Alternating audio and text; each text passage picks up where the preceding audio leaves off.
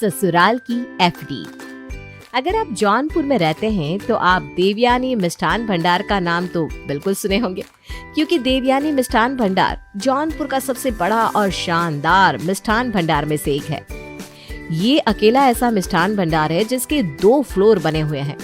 जौनपुर में किसी की भी शादी हो, मुंडन हो या जन्मदिन, देवयानी मिष्ठान भंडार की मिठाइयों के बिना उनका जश्न अधूरा ही रहता है। अरे नरेश जी, आप तो बस हमारा ऑर्डर लिख लीजिए। हाँ बिल्कुल शर्मा जी, आप तो हमारे सबसे पुराने ग्राहक हैं। बोलिए बोलिए। कल मेरी बेटी की सगाई है, इसलिए 50 किलो लड्डू का ऑर्डर लिखवाने आया हूँ आपसे। जी अभी लिख देता हूँ। आपके मिष्ठान भंडार से अगर मिठाइयाँ ना आए ना तो हमारे घर में जश्न पूरा ही नहीं होता। हम तो आपसे सालों से मिठाइयाँ ले रहे हैं। जब देवयानी बहन ये मिष्ठान भंडार चलाया करती थी, वो ठीक तो है ना? जी जी बिल्कुल ठीक है, बस अब उसकी भी उम्र हो गई है तो सेहत कुछ ज़्यादा अच्छी नहीं रहती। हाँ वो बात तो है, इस मिष्ठान भंडार की नींव है वो। हमारा प्रणाम कहिएगा उन्हें। बिल्कुल कह दूंगा। हाँ, जानती हूँ कि आप यही सोच रहे होंगे कि आखिर ये देवयानी है कौन और ये सब लोग उनकी इतनी तारीफ क्यों कर रहे हैं। तो चलिए पहले देवयानी मिष्ठान भंडार के इतिहास को जान लेते हैं। तो ये बात है तब की, जब देवयानी नई शादी करके अपनी ससुराल आई थी। अब पहले के जमाने में लड़कियों की शादी जल्दी कर देते थे, इसलिए 18 साल की देवयानी जब ससुराल आई तो उसे बहुत कुछ सहना पड़ा। ससुराल की जिम्मेदारी, और जब ससुराल में गरीबी हो तो और बुरा हाल हो जाता है। लेकिन इन सब के बावजूद भी देवयानी ने कभी शिकायत नहीं की। लेकिन जब उनके पति की कुछ सालों बाद मौत हो गई, तब देवयानी पर मुसीबतों का पहाड़ टूट पड़ा। माँ, अब हम क्या करेंगे? बाबूजी भी नहीं रहे और हमारे पास इतना पैसा भी नहीं है कि हम अपना घर चला सके। माँ, क्या अब हम स्कूल भी नहीं जाएंगे? क्या हमें पढ़ाई भी छोड़नी पड़ेगी? तुम्हारे बाबूजी के जाने के बाद उनके परिवार ने भी हमें घर से निकाल दिया है और हम इतने पढ़े लिखे भी नहीं हैं कि हम नौकरी कर सके। लेकिन हम तुमसे वादा करते हैं कि हम तुम दोनों की पढ़ाई नहीं छुड़वाएंगे, चाहे इसके लिए हमें कुछ भी क्यों ना करना पड़े। देवयानी पढ़ी लिखी नहीं थी, लेकिन उसके हाथ में मिठाइयाँ बनाने का अद्भुत हुनर था और देवयानी का सफर वहीं से शुरू हुआ। पहले वो घर में मिठाइयाँ बनाकर हर घर में बेचने जाती थी, लेकिन धीरे धीरे लोगों को देवयानी के हाथों की मिठाइयाँ इतनी पसंद आने लगी कि देवयानी को काफी सारे ऑर्डर मिलने लगे थे। माँ, ये हमारा मिष्ठान भंडार है। हाँ बेटा, अब से हम यहीं पर मिठाइयाँ बनाएंगे और बेचेंगे भी।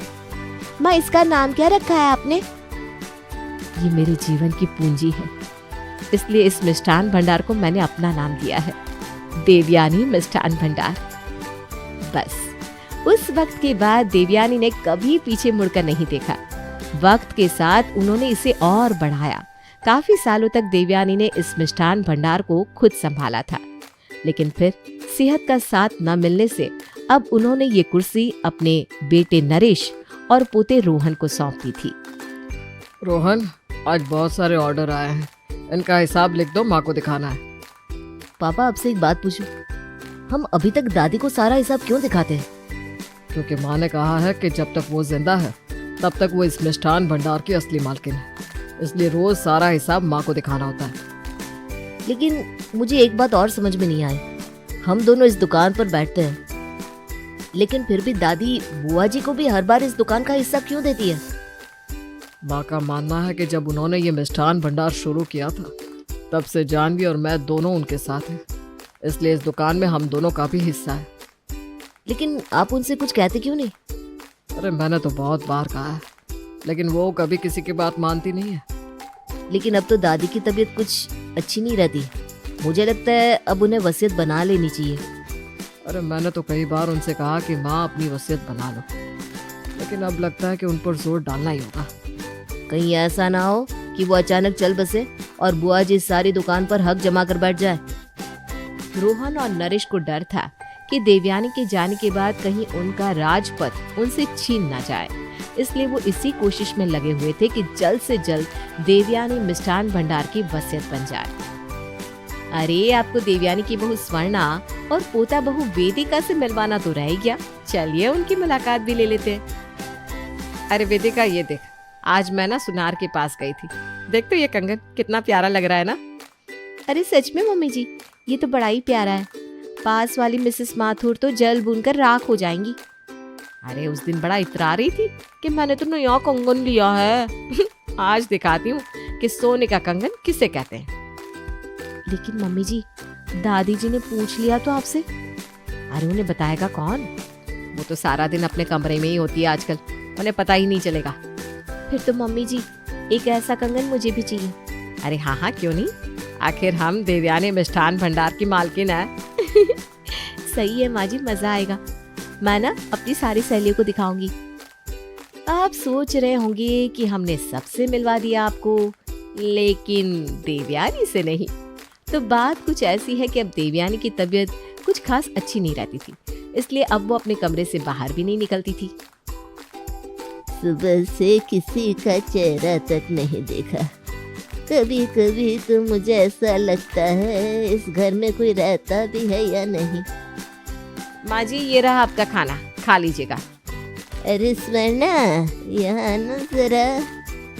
कोई जरूरी बात हो तो बताइएगा, वरना मुझे और भी बहुत काम पड़े हैं। आज मुझे सच में एक जरूरी काम है।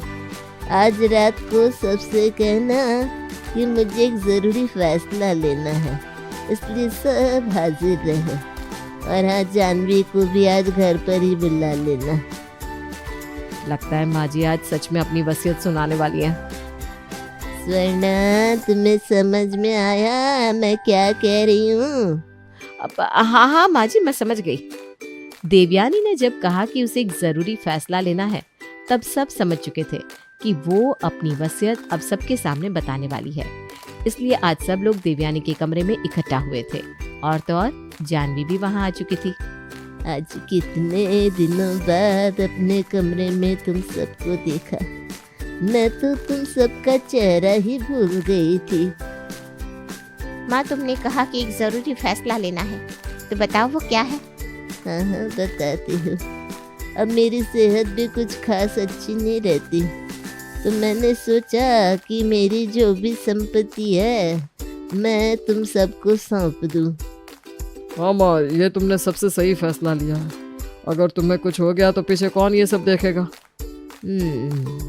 मुझे कुछ हो गया तो सही बात है। तो माँ जी, आपने पेपर्स बनवा लिए हैं क्या?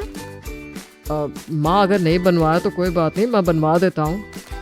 हाँ माँ, मेरे एक वकील पहचान वाले हैं, तुम कहो तो उनसे कह दो बनवाने के लिए। नहीं नहीं नहीं नहीं, तुम सबको इतनी तकलीफ उठाने की जरूरत नहीं है। मैंने पहले ही सब बना के रख दिया है। दादी, ये आपने बड़ा अच्छा काम किया है। सच में आपकी उम्र का तो कोई भरोसा ही नहीं है, पीछे हम परेशान होते रहेंगे फिर। ये रहे पेपर। नरेश, जानवी, यहाँ दोनों। नरेश, मिष्ठान भंडार का सारा कामकाज तुम देखते हो, तो मिष्ठान भंडार तुम्हारे नाम कर रही हूँ, लेकिन उसमें 20 लाख का प्रॉफिट मैं जानवी के नाम कर रही हूँ। ये घर मैंने रोहन और वेदिका के नाम पर कर दिया है, और हमारे जो गांव में मकान है वो जानवी के बेटे के नाम कर दिया है। मेरे गहने मैंने जानवी, स्वर्णा, वेदिका में बराबर से बांट दिए हैं। ये रहे तुम तीनों के गहने। अरे वाह, सबके हिस्से में अच्छे अच्छे गहने आए हैं। मुझे तो हमेशा से दादी जी का ये हार चाहिए था। तुम दोनों मेरे बच्चे हो, इसलिए मैंने सब कुछ तुम दोनों में बराबर से बांट दिया है। हाँ माँ, आज तुमने ये बड़ा सही काम किया। मैं तो कब से कह रहा था तुम्हें ये सब करने को। वैसे दादी, ये कौन से पेपर्स है जो अभी तक आपके नाम पर ही है? ये मेरी एफडी है, इसमें मैंने 25 लाख रखे थे।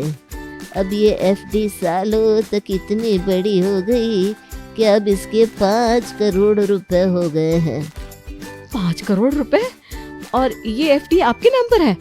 मेरे नाम पर है। मैंने अभी तक सोचा नहीं इसका नॉमिनी किसे बनाऊं। माँ, इस एफडी में तो इतना पैसा है कि 7 पुष्टि खा सकती है। इसे आप किसी के नाम क्यों नहीं कर देती? लेकिन इतने पैसे मैं किसी भरोसे वाले इंसान के हाथ में देना चाहती हूँ जो मेरे विश्वास के लायक हो। हाँ, दादी की बात सही है बिल्कुल। इतनी बड़ी रकम वो ऐसे ही किसी के हाथ में थोड़ी ना दे सकती है ना दादी? इसीलिए अभी तक कोई फैसला नहीं लिया। अब कोई बात नहीं माँ, तुम आराम से सोचो, फिर किसी को नॉमिनी बनाना। हाँ माँ जी, हम सब तो यही हैं आपके साथ ही। चलो अब माँ जी को आराम करने दो। माँ जी, आपको कुछ चाहिए? मैं आपके लिए कुछ लेकर आऊँ? नहीं नहीं, मुझे कुछ नहीं चाहिए। दादी जी, मैं आपके पैर दबा दूँ? तुम्हें पैर दबाने आते हैं क्या बहू? हाँ माँ जी, बहुत अच्छे से। अच्छा, आज तक तुमने कभी दबाया नहीं ना, तो मुझे पता ही नहीं। वो तो दादी जी बस यूं ही कभी मौका नहीं मिला ना मुझे। हाँ बहू, तुम मौके का फायदा उठाना खूब जानती हो। आप सब जाइए, मैं माँ के पास बैठती हूँ। आज तुम्हें घर नहीं जाना जानवी? नहीं माँ, मैं सोच रही हूँ कुछ दिन आपके पास ही रुक जाती हूँ। कितना वक्त हो गया है, हमने खुलकर बात भी नहीं की। कितना वक्त नहीं, कितने साल हो गए। तुम्हें तो हमेशा काम रहता था ना घर में। अरे ऐसा नहीं है माँ, अब मैं कुछ दिन तुम्हारे साथ ही रहूंगी। अरे जीजी, आप क्यों चिंता करती हैं? माँ जी के पास उनका परिवार है ना, हम उनके साथ ही तो हैं। अच्छा, मुझे लगा आप अपनी किटी पार्टी में व्यस्त रहती होंगी। जीजी, आप भी तो अपनी महिला क्लब में व्यस्त रहती हैं ना। तुम सब अब यहाँ से जाओ, मुझे आराम करना है। हाँ हाँ, चलो यहाँ से, अब माँ को आराम करने दो। जब से देवयानी के 5 करोड़ के एफडी की बात बाहर आई थी, तब से सबके तेवर ही बदल चुके थे। देवयानी को खुश रखने में अब कोई भी कसर नहीं छोड़ी जा रही थी। माँ के लिए आज स्वर्णा सब कुछ उनकी पसंद का बनना चाहिए। हाँ, वो सब तो ठीक है, लेकिन माँ जी को पसंद क्या है, मुझे तो यही नहीं पता। क्या तुम्हें आज तक नहीं पता कि माँ को खाने में क्या पसंद है? हाँ तो अब बता दीजिए ना। आप तो उनके बेटे हैं, आपको तो पता ही होगा कि उन्हें क्या पसंद है। माँ को खाने में मुझे याद नहीं है। क्या आपको नहीं पता? एक काम करो, कुछ अच्छा सा खाना बना दो, हम उनके पास लेकर चलते हैं। स्वर्णा, जरा रास्ता देना, मैंने माँ के लिए ये सब बना दिया है। अब मैं उन्हें उनके कमरे में देने जा रही हूँ। देखो, जानवी ने बना भी दिया और तुम हो कि ऐसे कैसे खड़ी हो। हम एक काम करते हैं, माँ जी के लिए नई साड़ी लेकर जाते हैं, उन्हें पसंद आएगी। हाँ ठीक है, लेकिन जल्दी करो। हाँ हाँ, मैं अभी लेकर आती हूँ। जानवी और नरेश को देवयानी के लिए इतना सब करते देखकर रोहन के मन में भी अब नए ख्याल आने लगे थे। वीतिका, जरा सोचो, अगर दादी ने हमारे नाम पैसे कर दिए तो? मुझे तो सोचकर ही कुछ हो रहा है। सबसे पहले तो मैं पेरिस जाऊंगी, उसके बाद दुबई। इसीलिए हमें भी कुछ ऐसा करना होगा जिससे दादी इमोशनल हो जाए। बचपन में मैं उनका लाडला था, वो मुझे बहुत प्यार करती थी, बस उन्हें यही सब याद दिलवाना होगा। मैं एक काम करती हूँ, आपका पुराना फोटोज वाला एल्बम ले आती हूँ। हाँ, वो देखकर तो इमोशनल हो ही जाएंगी। नरेश, जानवी और रोहन सब लोग देवयानी के कमरे में पहुंचते हैं और अलग अलग तरीके से देवयानी की देखभाल करने लगते हैं। माँ, ये देखो, मैंने आज अपने हाथों से तुम्हारे लिए खाना बनाया है। याद है बचपन में तुम कैसे मुझे पूरन पोली खिलाया करती थी? आज मैंने तुम्हारे लिए वही बनाई है। देखो, दाल चावल है, पूरन पोली है, तुम्हारी पसंद की आलू की टिक्की भी है। अरे माँ, ये सब छोड़ो, तुम ये देखो, मैंने और स्वर्णा ने तुम्हारे लिए नई साड़ी लाई है, वो भी बनारस से। ये साड़ी आसानी से नहीं मिलती और इसका रंग भी ना गहरा नहीं है, जैसा तुम्हें पसंद है ना वैसा ही है। दादी जी, रोहन बता रहे थे कि बचपन में आप रोहन को बहुत प्यार करती थी। ये देखिए, आपका पुराना एल्बम देखिए। देवयानी उस पुराने एल्बम को हाथ में लेती है और उसे कुछ देर तक देखती ही रह जाती है। ये फोटोज तब के हैं जब मैं ठीक रहती थी, जब मैं दुकान जाती थी। लगभग 10 साल पुराने होंगे। तब रोहन और नरेश दोनों मेरे साथ दुकान में बैठते थे, मुझसे बातें करते थे, सब कुछ बताते थे।